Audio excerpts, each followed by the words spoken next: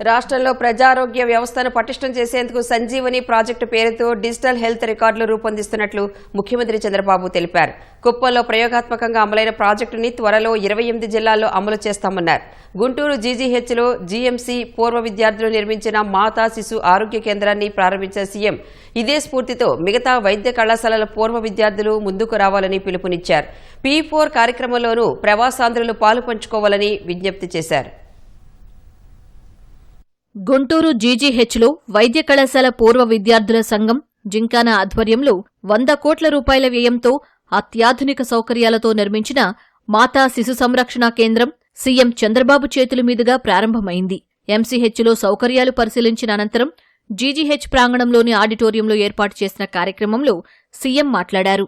40-50 ఏళ్ల క్రితమే విదేశాలకు వెళ్లిన వైద్యులు చదువుకున్న కళాశాలను గుర్తుపెట్టుకుని ఇలాంటి సౌకర్యాల్ని ఏర్పాటు చేయటం సంతోషంగా ఉందన్నారు. సమాజంలో మంచి మిగిలి ఉందనేందుకు ఇది ఉదాహరణగా అభివర్ణించారు. గుంటూరుతో పాటు విశాఖపట్నం, కాకినాడ, కర్నూలు వైద్య కళాశాలల పూర్వ విద్యార్థులు అభివృద్ధి పనులు చేస్తున్నారని సీఎం ప్రశంసించారు.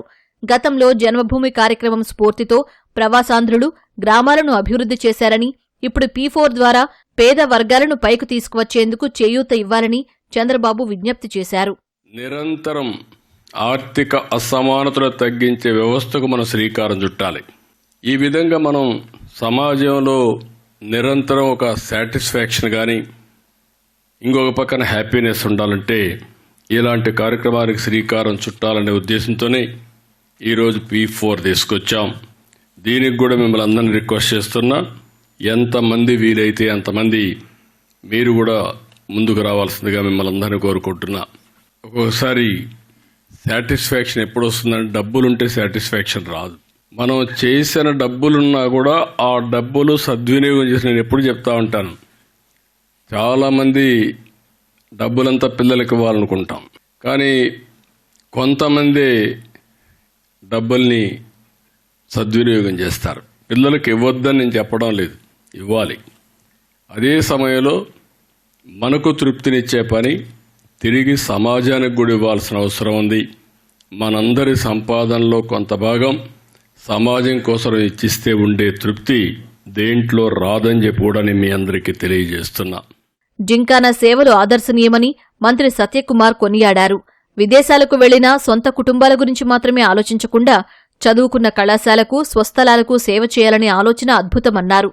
చంద్రబాబు గతంలో హైదరాబాద్లో జీనోమ్ వ్యాలీ, విశాఖలో మెడిటెక్ జోన్ ఏర్పాటు చేయడం వల్లే వైద్యరంగం పురోగతి చెందిందని కేంద్ర మంత్రి పెంబసాని చంద్రశేఖర్ తెలిపారు.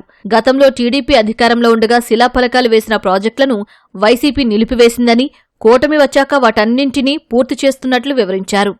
మొదటిగా ఈ హాస్పిటల్ పెట్టుకున్నప్పుడు ఒక 15 కోట్లు రాష్ట్ర ప్రభుత్వం, 20 కోట్లు కేంద్ర ప్రభుత్వం, మిగిలినవి జిమ్ఖానా వాళ్ళు ఒక 60 కోట్లతోటి పెట్టుకుంటే కేవలం గత ప్రభుత్వంలో 6 కోట్ల రూపాయలు ఇచ్చి దీన్ని క్లోజ్ చేస్తే మిగిలిన డబ్బులన్నీ వీళ్ళు పెట్టుకొని ఇప్పుడు దాదాపు 90 నుంచి 100 కోట్ల రూపాయలతోటి పెట్టి దీన్ని అద్భుతంగా అంతా వాళ్లే తీసుకొని చేస్తా ఉన్నారు.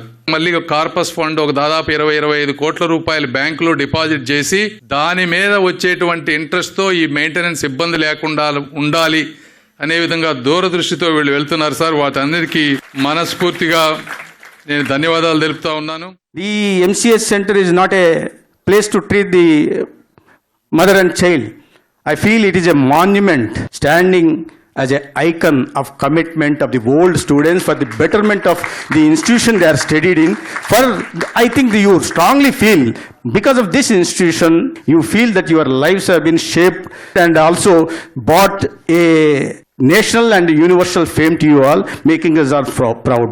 అందరికీ మాకు గర్వకారణం. మీరు దేశ విదేశాలకు వెళ్ళి ఇంత కష్టపడి అక్కడ మీకు గుర్తింపు తెచ్చుకొని మళ్ళీ వెనక్కి వచ్చి it also shows reflects the spirit of giving back to the society.